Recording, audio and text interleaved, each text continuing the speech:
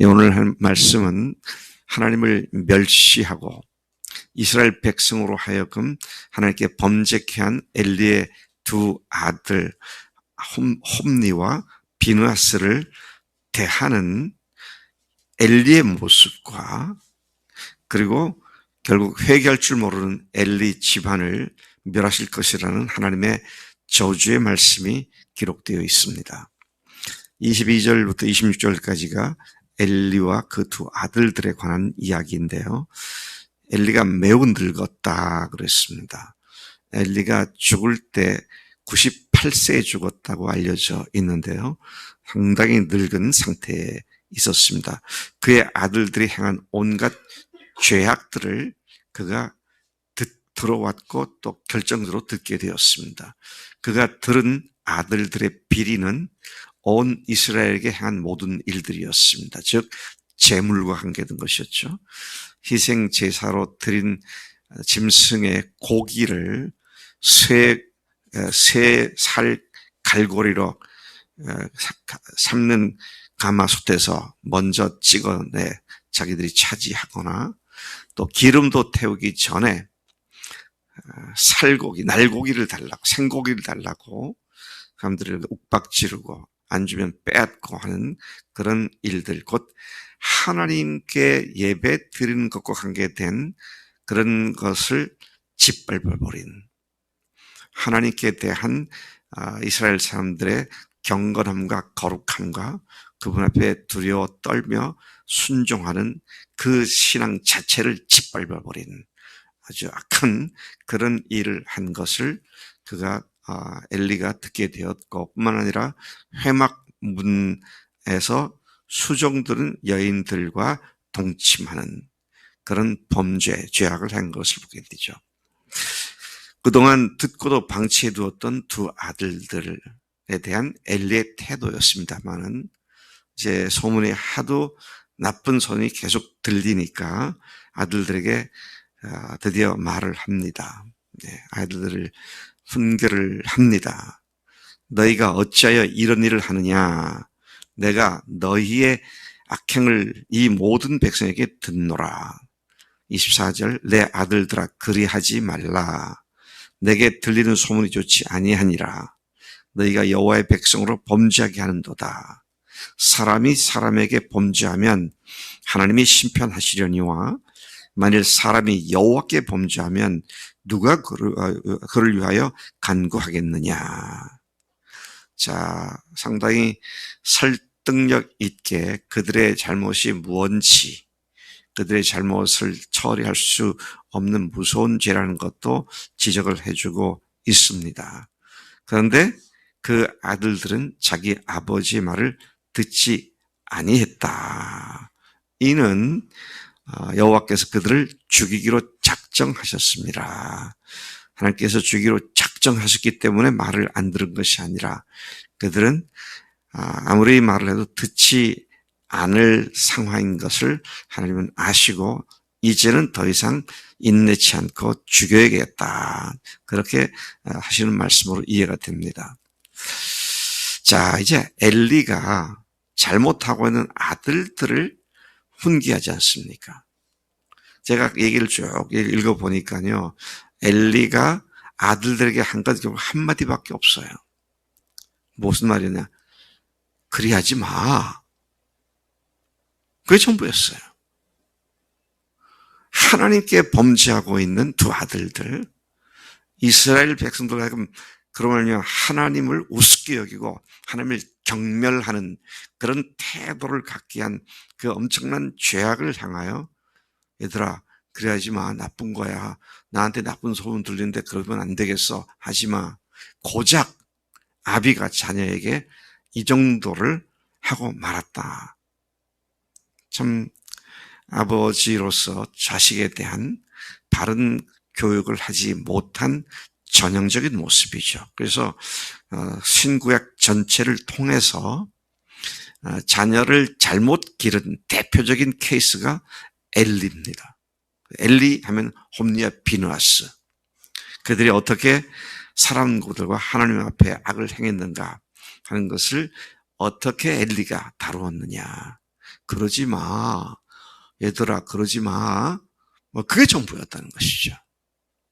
참 우리가 자녀들에 대한 우리들의 교육하는 태도가 이래서는 안 되겠다. 분당의 그리스도 편지 교회라고 참 귀한 교회가 있습니다. 그 교회 목사 사모가 딸이 둘이 있었는데 6살짜리, 유치원도 아직 가기 전인 6살짜리가 엄마 말을 계속 안 듣고, 그래서 이 아이를 갖다가 혼을 냈어요. 야, 뭐야, 그러지 마. 그런 게 아니었어요. 얘를 데리고 화장실에 가가지고 화장실 변기 속에 머리를 쳐박고 물을 내려보는 거예요. 얼마나 애가 놀랐겠어요. 그러는 다시는 걔가 그렇게 하지 않았다고. 참, 뭐, 그래서 죽이려고 한 건 아니지만, 이 아이가 느낄 수 있는 최대의 공포가 뭘까? 그렇게 했다고 하더라고요. 자, 우리가 하나님과 관계된 자녀들의 오만 방자함을 방치해 두는 것이 얼마나 큰 죄악인가. 근데 잘 안 듣잖아요. 너희들 알아서 살아라. 네 인생 네가 살지. 그리고 자포자기할 때가 있습니다. 네. 우리 김정원 사모님은 애들이 다 말 잘 듣죠. 근데요, 제가 너무 괴롭습니다. 우리 교인들도 내가 그렇게 대해야 되는데, 이게 뭐라 그러면 그냥 나는 그렇게 말 안 했는데 자기 마음대로 해석해가지고 실족할까봐. 실족까지는 안 하겠지만 실족할까봐. 이거 참 내가 가짜 목사구나, 엘리구나. 그런 자책하는 마음이 자주 들어요. 네. 뭐 그렇다고 우리 교인들이 나를 향해서 늘 편한 마음은 아닐 겁니다. 그것도 알고 있어요. 근데 정말 잘못하면 정말 혼쭐을 내야 되는데 내가 이게 사꾼 목자가 아닌가 그런 생각할 때가 많이 있어요. 근데 그렇게 말을 안 들으니까 어떻게 하면 여호와께서 그들을 죽이기로 작정하셨다. 그런 말씀을 하고 있는 것을 봅니다.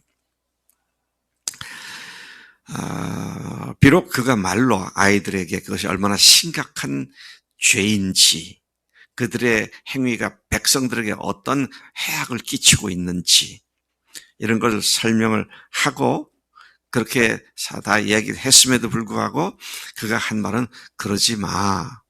그 한마디였습니다. 참 아이들하고도요, 어렸을 때부터, 아기 때부터 부모들은 싸웁니다. 예. 싸우게 돼 있어요. 싸워야 하고요, 또. 근데 어떤 애들은 좀 세죠. 그래서 부모를 결국 이겨먹습니다.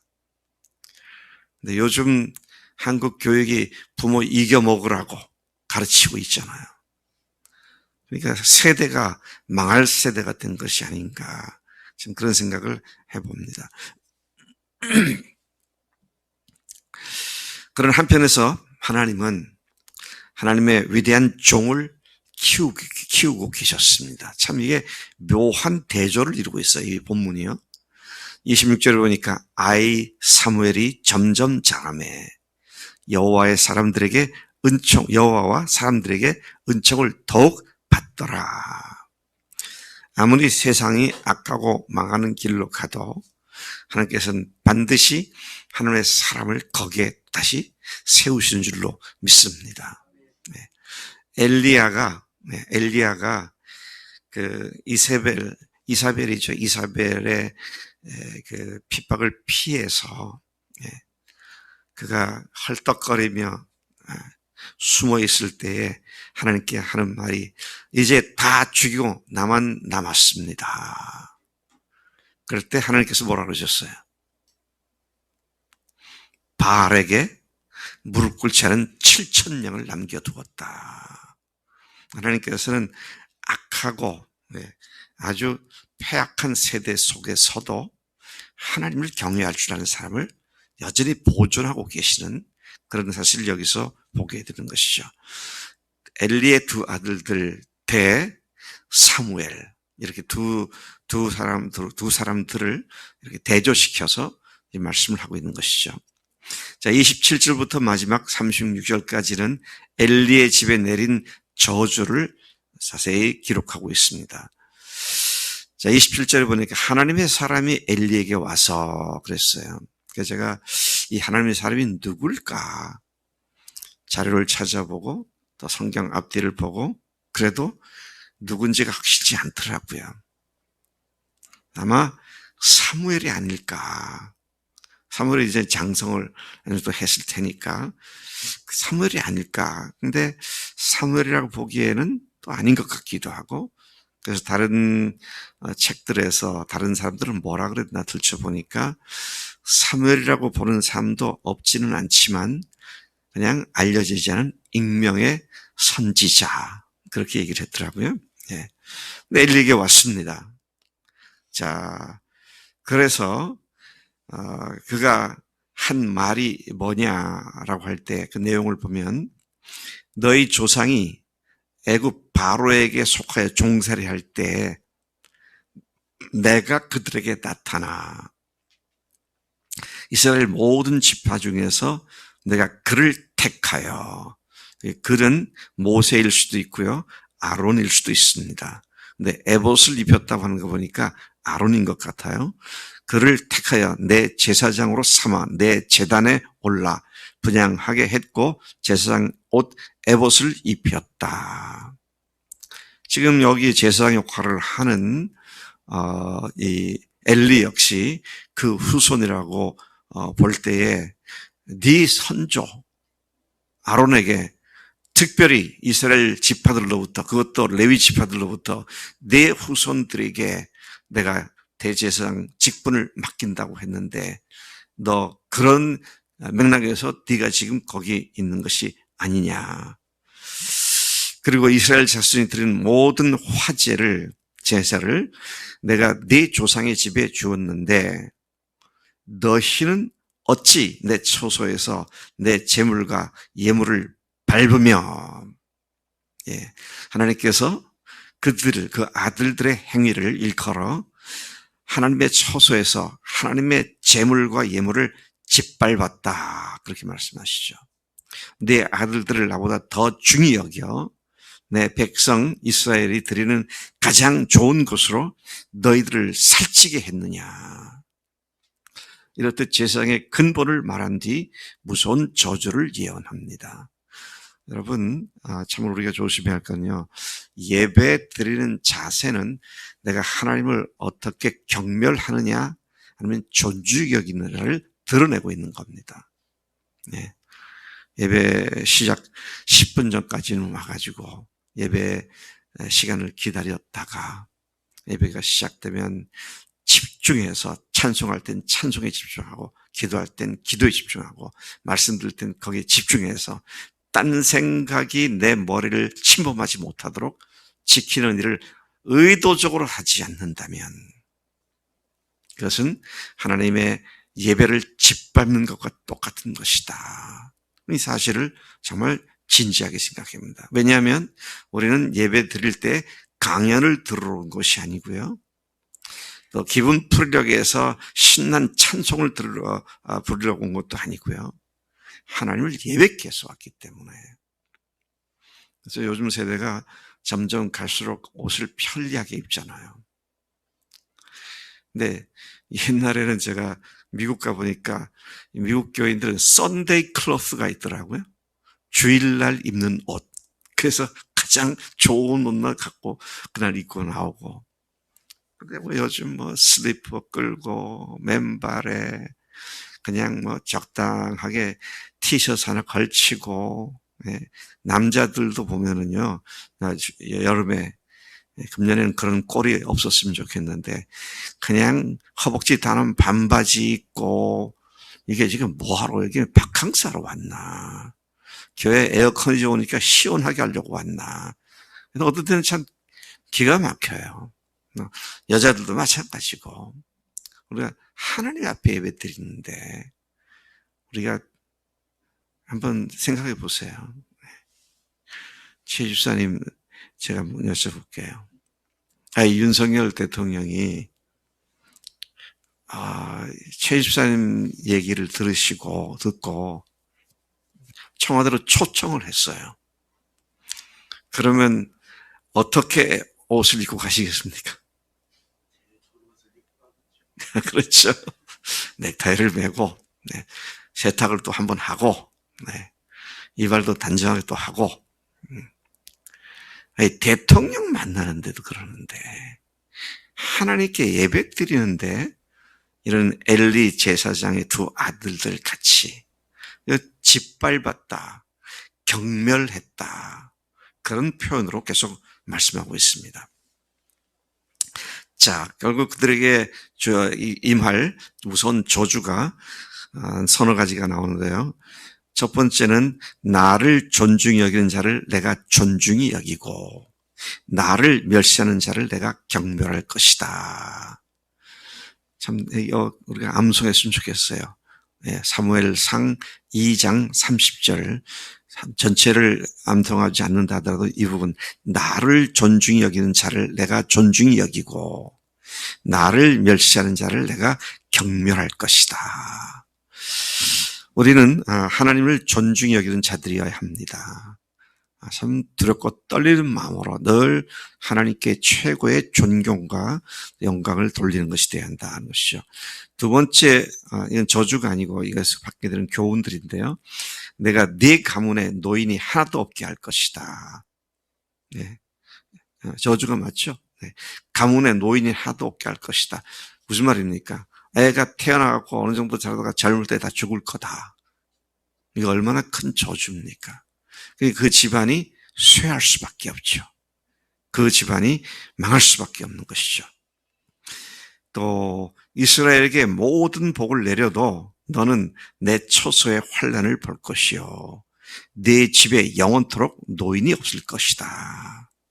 세 번째 내용 보면은요, 내 제단에서 내가 끊어버리지 아니할 네 사람. 이건 뭡니까? 그렇다고 완전히 네 후손들 다 없어지지 않겠다. 겨우 명맥을 이어갈 수 있도록 하겠지만, 그런 말씀입니다.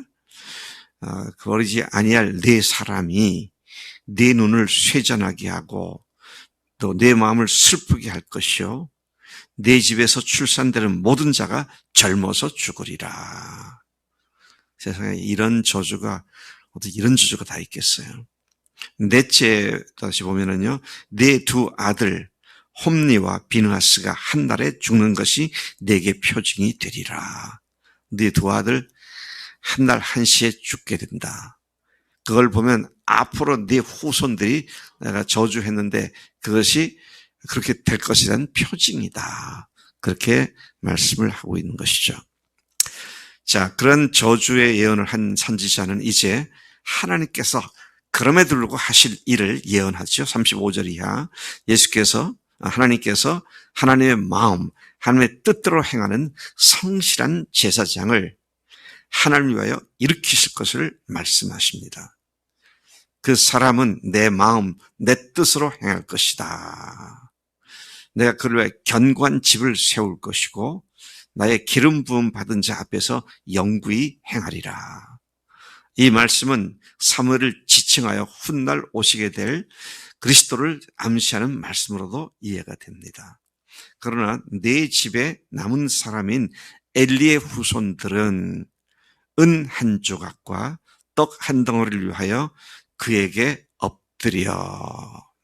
그에게 엎드려라는 말은 사무엘에게 엎드려. 내게 제사장 지분 하나를 맡겨. 내게 떡 조각을 먹게 하소서라고 빌어 먹게 될 것이다. 참 무서운 재앙이 하나님을 경멸하고 하나님을 짓밟은, 하나님의 예배 드리는 것을 짓밟은 자에 대한 저주였던 것을 보게 되는 것이죠. 여러분, 우리가 사람들과의 관계에서는 때로는 싸우기도 하고 그렇게 할 수 있겠지만 하나님과 각을 세워서 도움이 되거나 이득이 되거나 하나도 없잖아요. 정말 하나님을 하나님으로 두려워하며 공경하고 섬기는 이 자세가 오늘 우리는 어디에서 그것이 외적으로 분명히 드러나는 겁니까? 예배하는 자세입니다. 예배하는 자세예요. 네. 자, 그런 의미에서 우리 교회가 하나님 앞에 반듯하게 또 모두가 하나님을 무시하지 않고 경멸하지 않고 주님 앞에서 반듯하게 세워지는 자들이 되어야 할 줄로 믿습니다. 나를 존중히 여기는 자를 내가 존중히 여긴다 그랬죠. 나를 멸시하는 자를 내가 경멸하리라. 이 말씀을 기억하면서 주님 앞에서 우리의 삶이 반듯하고 두렵고 떨림으로 주 앞에 나가는 매일의 삶이 되어야 할 줄로 믿습니다. 하나님 아버지 감사합니다. 이 아침 엘리의 두 아들들 그리고 하나님께서 잘 자라게 하신 사무엘 이 두 그룹을 대조적으로 보여주셔서 감사합니다. 하나님 우리가 정말로 하나님을 존중히 여기는 자가 되게 하시고 하나님을 가볍게 멸시하고 경멸하는 자가 되지 않도록 하나님 매일의 삶에 참으로 신중하고도 경건한 삶을 살 수 있도록 우리를 계속해서 복 주시는 줄로 믿습니다. 그렇게 날마다 순종하겠습니다. 예배에 승리하는 삶을 살 수 있도록 역사에 주실 줄로 믿습니다. 감사하고 예수님의 이름으로 기도로 쌉나이다. 아멘.